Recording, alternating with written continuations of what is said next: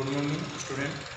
मैं दीपेंद्र सिंह, रानी लक्ष्मीबाई कन्या महाविद्यालय हिंदी विभाग। छात्रों, आज हम आधुनिक काव्य BA पार्ट 3rd ईयर का जो प्रथम प्रश्न पत्र है उसके कवि सुमित्रानंदन पंत के बारे में हम चर्चा करेंगे।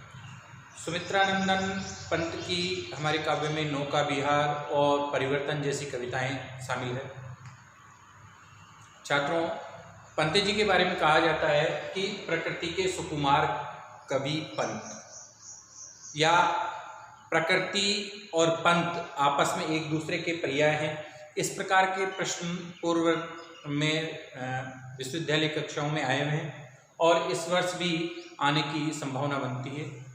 इसी को ध्यान में रखते हुए प्रकृति के सुकुमार कवि पंत कैसे कहलाए प्रकृति के वो सुकुमार कवि, तो उनके जब हम काव्य का अनुशीलन करते हैं तो उससे हमें इसकी प्रतीति होगी। तो उनके काव्य के बारे में चर्चा करने से पूर्व में कुछ परिचय सुमित्रानंदन पंत के बारे में आपको बताता हूँ। सुमित्रानंदन पंत का जन्म कोसानी गांव, अल्मोड़ा जिले के कोसानी गांव में हुआ।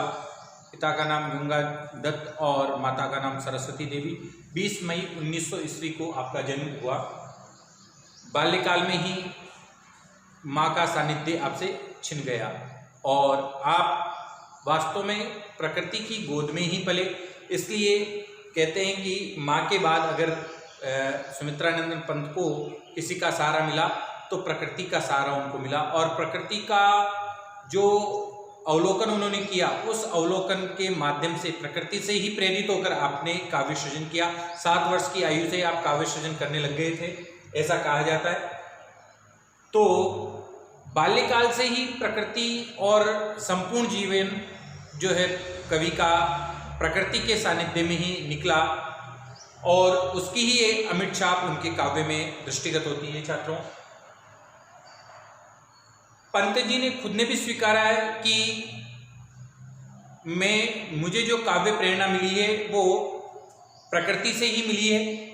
उनके लिए कहा भी गया है कि बाल से चरी रही तुम्हारी स्वप्न प्रिया, जो कला मुकुट बन गई तुम्हारे हाथों में।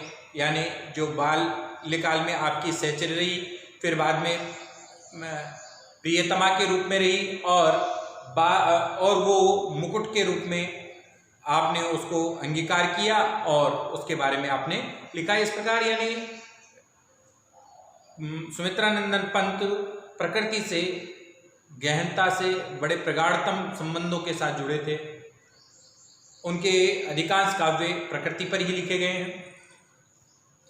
आप छायावादी काव्य परंपरा से आते हैं और छायावादी काव्य परंपरा के कवियों का एक प्राधान्य भी रहा है कि प्रकृति का चित्रण करना, और उसको ध्यान में रखते हुए आपकी समस्त रचनाएं प्रकृति से ही जुड़ी रही है। तो हम बात करते हैं प्रकृति के सुकुमार कवि पंत किस प्रकार से प्रकृति के सुकुमार कवि पंत कहलाए। तो हम बात करें उनके काव्य में जो उन्होंने प्रकृति का चित्रण किया है, तो सबसे पहले बात करें तो आलंबन रूप, यानी कवि पंत ने प्रकृति को आलंबन रूप में भी प्रतिस्थापित किया है। उनकी पंक्ति है, गिरि का गौरव गाकर झरझर मध्य से नस नस उत्तेजित कर, मोती की लड़ियों से सुंदर झरते हैं झाग भरे निर्झर। झरना रचना से जो है आपकी ये पंक्तियां, और इन पंक्तियों के माध्यम से आपने जो है प्रकृति के आलंबन रूप को प्रतिस्थापित किया है कि प्रकृति आलंबन रूप में किस प्रकार से प्रतीत होती है, दिखाई देती है। ये आपकी इन पंक्तियों से चरित्रार्थ होता है। उद्दीपन रूप, प्रकृति का उन्होंने उद्दीपन रूप भी स्वीकार किया है। उद्दीपन रूप में भी यानी प्रकृति भावों को उद्दीप्त करने की क्षमता भी रखती है। किस प्रकार से वो भावों को उद्दीप्त कर सकती है वो उन्होंने प्रकृति की ऊपर काव्य पंक्तियां लिखकर बताई है। धधकती है जबड़ों से ज्वाल, बन गया नीलम व्योम प्रवाल, आज सोने का संध्या काल, जल रहा ग्रह सा विकराल। यानी ये पंक्तियां जो प्रकृति पर आधारित है, इन पंक्तियों का अनुशीलन करने से पता चलता है कि ये मानो किसी भावों को उद्दीप्त करती हुई प्रतीत हो रही हो। आगे हम बात करें अलंकारिकता। कवि पंत ने प्रकृति के अलंकारिक रूप को भी दिखाया है। प्रकृति को में किस प्रकार की अलंकारिकता विद्यमान रहती है, किस प्रकार वो अलंकरण कर सकती है, ये उनके काव्य की पंक्तियां बताती हैं। मेरा पावस ऋतु जीवन मानस सा उमड़ा अपार मन। इस प्रकार की काव्य पंक्तियों से उन्होंने जो है कई उदाहरण देकर प्रकृति के अलंकारिक रूप को भी उन्होंने प्रतिपादित किया है। छात्रों, बात करें रहस्यात्मकता। जैसा कि आप छायावादी काव्य परंपरा से जुड़े हुए थे, छायावादी कवियों का एक प्रमुख तत्व था रहस्यवाद, और वो रहस्यवाद आपके काव्य में भी पूर्ण रूपेण दिखाई देता है, स्पष्ट रूप से दिखाई देता है। आपने उस रहस्यात्मक भावना को प्रकृति के माध्यम से चित्रित किया है, प्रकृति के अंतर्गत आपने उस रहस्यवादी विचारों को आपने दिखाया है, ऐसा उनकी पंक्तियों से दिखता है। उठा तब लहरों से कर कौन न जाने मुझे बुलाता मौन। ये आदि मौन आदि शब्द ऐसा प्रतीत करा रहे हों जैसे उनके काव्य में किसी न किसी रहस्य को छुपा रखा हो, किसी रहस्यवादी विचार की ओर वो इंगित करते हों, उसकी ओर प्रेरित करते हों, ऐसा आपकी इन पंक्तियों से दिखाई देता है। शांत सरोवर का और किस इच्छा से लहराकर, ये सब ऐसी शब्द या वाक्य हैं जिनमें आपने प्रकृति के द्वारा रहस्यवादी विचारों को पुरजोर तरीके से आपने दिखाया है। दार्शनिकता का भी भाव आपने प्रकृति के माध्यम से बताया है। प्रकृति में किस प्रकार से दार्शनिकता का भाव छिपा है, या प्रकृति हमें किस प्रकार का दर्शन प्रदान करती है, किस प्रकार की सोच और दिशा प्रदान करती है, ऐसी भावना आपने प्रकृति का वर्णन करते हुए अपनी काव्य पंक्तियों में बताया है। जगमग जगमग नभ का आंगन लग गया कुंद कलियों से घन, वह आत्म और वह जग दर्शन। ये ऐसी पंक्तियां हैं जिनसे ऐसा भाव प्रतीत होता है कि आपने प्रकृति के दार्शनिक स्वरूप को लक्षित किया है। प्रकृति किस प्रकार से मानव समाजों को एक दर्शन दे सकती है, एक दार्शनिक विचार दे सकती है, ऐसे विचार को आपने अपने काव्य पंक्तियों में प्रकृति के माध्यम से चित्रित किया है। मानवीकरण, वैसे छायावादी कवियों की एक विशेषता रहस्यात्मक भावना के बाद मानवीकरण रहा, यानी प्रकृति का जहाँ पर भी उन्होंने, चाहे वो जयशंकर प्रसाद हो, चाहे वो सूर्यकांत त्रिपाठी निराला हो, चाहे महादेवी जी स्वयं क्यों न हो, और जो है पंत, सबने प्रकृति के अंतर्गत वर्णन करते हुए प्रकृति को मानवीय रूप दिया है। मानवीय व्यवहारों का उन पर सांगोपांग आरोपण किया है। ऐसा ही एक उदाहरण मानवीकरण का, समस्त रचनाएं में अधिकांशतः मानवीकरण अलंकार उनका विद्यमान है। एक पंक्ति जो मानवीकरण को चरितार्थ करती है, कहो तुम रूपसी कौन व्योम से उतर रही चुपचाप। संध्या के बारे में वो कह रहे हैं कि कौन हो तुम चुपचाप जो है आकाश से उतर रही हो। इस प्रकार की पंक्तियों से, यानी संध्या जो प्रकृति का प्रतिबिंब है उसको आपने मानवीय प्रतिबिंब के रूप में प्रतिष्ठापित किया। ऐसे हर जगह आपने प्रकृति को मानवीय रूपता प्रदान की है। नारी रूप, प्रकृति चित्रण में अधिकांशतः कवियों ने, या हम बात करें पंत जी की, सभी ने प्रकृति को नारी स्वरूपा माना है, या नारी के प्रति या नारी के श्रेष्ठतम रूप को स्थापित करने का उद्देश्य रहा हो इसके पीछे, या हम कह सकते हैं नारी भावना प्रबल रही हो।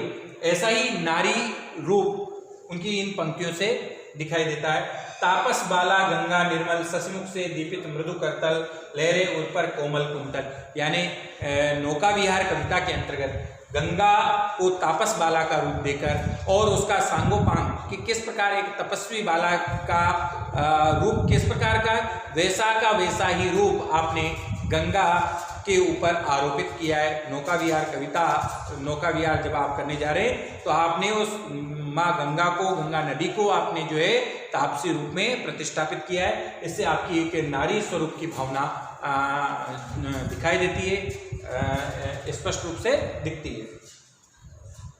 अंतिम बिंदु बात करें हम उपदेशात्मक का रूप, यानी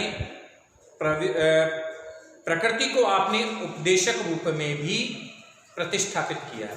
यानी प्रकृति किस प्रकार से हमें उपदेशित करती है, किस प्रकार से हमें समय समय पर उपदेश देकर जागृत करने का प्रयास करती है, ऐसा भाव आपने अपनी काव्य पंक्तियों के माध्यम से दिखाया है। वही मधु ऋतु की गुंजित डाल, झुकी जो यौवन के भार, झुकी जो यौवन के भार, अकिंचनता में निज तत्काल सिर उठी जीवन के भार। यानी इन पंक्तियों से जिस प्रकार से गोस्वामी तुलसीदास जी ने भी प्रकृति का उपदेशात्मक रूप अपने काव्य रामचरितमानस में दिखाया है, वैसा ही अन्य कवियों की अपेक्षा सुमित्रानंदन पंत के काव्य में स्पष्टता से दिखाई देता है और उन्होंने दिखाया भी है। अंतिम बात करें तो पृष्ठभूमि रूप में भी देखने को मिलता है। ऐसा कहा जाता है कि जो है सुमित्रानंदन पंत का जो काव्य है, उन्होंने प्रकृति को पृष्ठभूमि रूप में भी दिखाया है। उनकी ग्रंथि, एक तारा, नौका विहार आदि कविताएं के माध्यम से आपने प्रकृति के पृष्ठभूमि रूप को भी परिलक्षित किया है, पृष्ठभूमि रूप को भी स्थापित किया है। ऐसा इन सभी रूपों में आपने प्रकृति को बहुत ही सहज, सरल और सुगमता के रूप से प्रकृति के ये सभी रूप आपने अपने काव्य के माध्यम से स्थापित किए हैं। छात्रों, निष्कर्ष के रूप में आप लिख पाएंगे कि कवि जो बाल्यकाल से ही प्रकृति से जुड़े रहे, बाल्यकाल, यौवन और वृद्धा काल तक भी आप अपने जीवन में समस्त रूप से प्रकृति से घिरे रहे।